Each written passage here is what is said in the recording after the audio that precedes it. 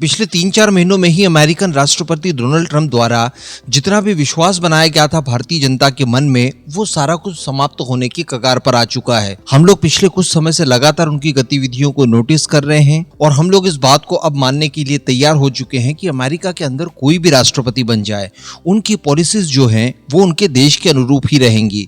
हालांकि ये अमेरिका के लिए बहुत अच्छी बात है, ऐसा सिस्टम हर जगह होना चाहिए।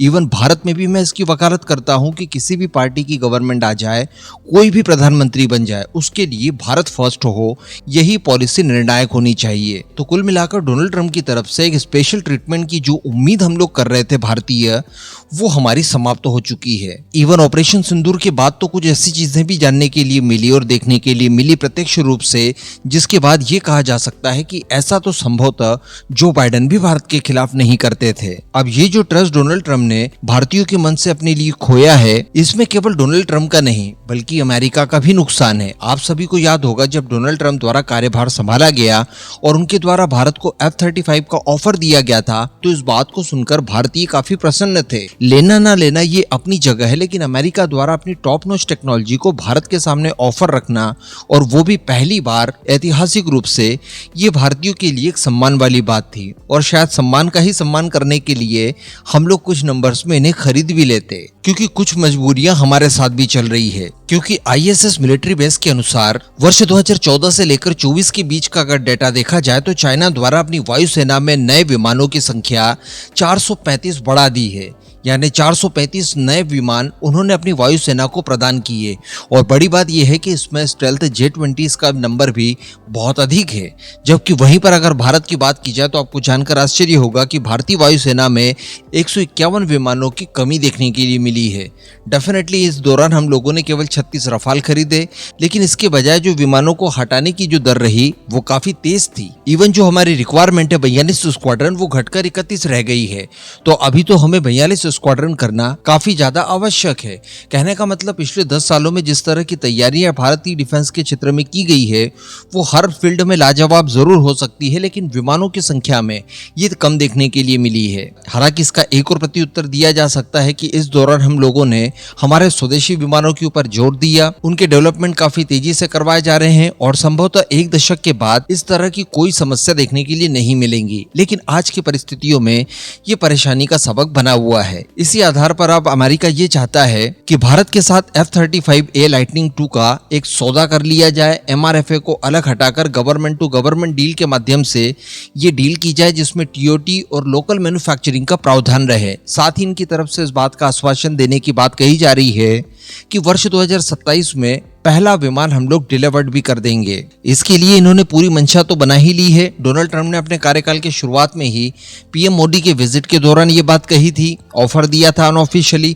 उसके बाद जब JD वांस भारत आए थे, उनके उपराष्ट्रपति, उन्होंने इस वादे को दोहराया। लॉकहीड मार्टिन ने भी इनके द्वारा किए गए प्रोमिसेस को वेलकम किया था, यानी वो भी भारत को F-35 देने के लिए तैयार है। और हम लोग इस बात को भी जान रहे हैं कि चाइना को काउंटर करने के लिए इंडो पैसिफिक के क्षेत्र में अमेरिका ये चाहता है कि मैक्सिमम चाइना के आजू बाजू वाले पड़ोसी F-35 खरीद ले, ताकि चाइना के ऊपर एक सामूहिक प्रेशर बना पाए। साथ ही भारत के अंदर जब एयर शो वगैरह होते हैं तो वहां पर भी F-35 का पार्टिसिपेशन इस बार का इशारा करता है कि अमेरिका भारत को काफी ज्यादा तेजी से इन विमानों को बेचने की कवायद शुरू कर चुका है। लेकिन बात वही आ जाती है जो मैंने आपको वीडियो की शुरुआत में कही थी, जहां पर F-35 के पहले ऑफर को लेकर भारतीय खुश नजर आ रहे थे, तो वहीं पर आज इस ऑफर को एक मजाक से ज्यादा भारतीय नहीं समझते। कारण ये है कि डोनाल्ड ट्रंप द्वारा भी वो चीजें पूरी नहीं की गई जो कि एक्चुअली हम लोग चाहते थे।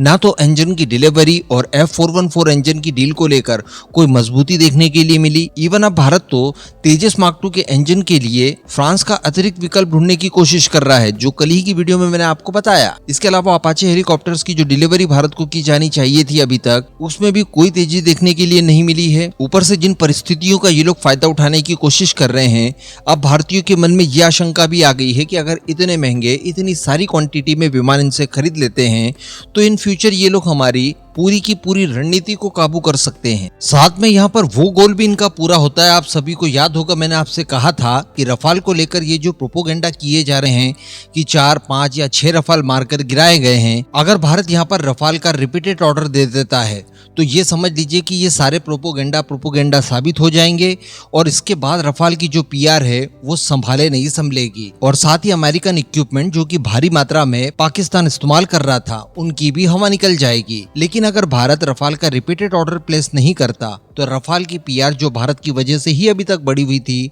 वो जमीन के अंदर चली जाएगी और अमेरिका का डिफेंस मार्केट जो कि इस रिसेंट कॉन्फ्लिक्ट के बाद सफर करने की स्थिति में आ चुका है, उसे वापस से बूस्ट मिल जाएगा। तो ये F-35 भारत को बेचकर अपने गिरते हुए मार्केट को बचाने की कोशिशों में लग गए हैं।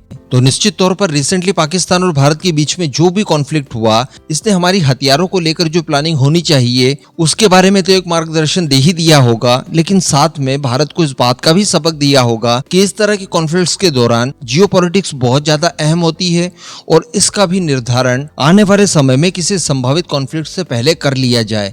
ऐसी परिस्थितियों में अमेरिका का F-35 का ये ऑफर मजाक से ज्यादा वाकई में कुछ और नजर नहीं आता। अब आप नीचे कमेंट करके अपना ओपिनियन दीजिएगा कि अमेरिका के F-35 को भारत द्वारा स्वीकार किया जाना चाहिए या फिर नहीं। नीचे कमेंट करके आप अपना ओपिनियन जरूर दीजिएगा।